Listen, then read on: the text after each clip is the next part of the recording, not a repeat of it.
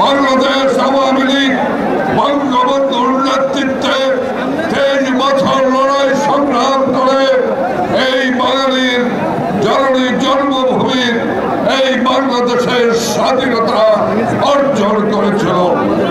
৭৫-এর 15 আগস্টে বঙ্গবন্ধুকে হত্যার পরে এই দেশটিকে খুনি জিয়া রহমান এরশাদরা পাকিস্তান বানানোর চেষ্টা করেছিল, কিন্তু বঙ্গবন্ধু কন্যা আমাদের সাহসী সেনাপতি শেখ হাসিনার নেতৃত্বে এই বাংলাদেশ জনগণের রাস্তা নিয়ে 4বার রাষ্ট্রীয় ক্ষমতা হয়েছে।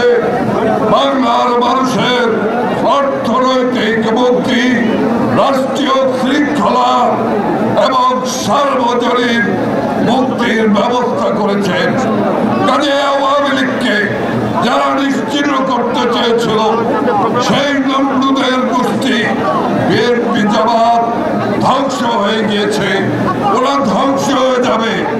অসাম্প্রদায়িক রাজনীতি জয়লাভ করবে, জয়লাভ করবে জনগণের নেত্রী শেখ হাসিনা।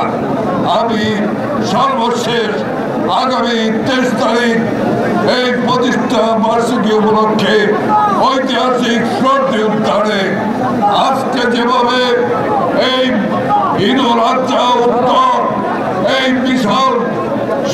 বিশাল উপস্থিতির মধ্য দিয়ে প্রদান করেছেন, তেমনি ভাবে শহীদ উদ্যানে 23 তারিখ 2:30টার মধ্যে জমা করে আমাদের নেত্রী শেখ হাসিনাকে আমরা জানান দেব।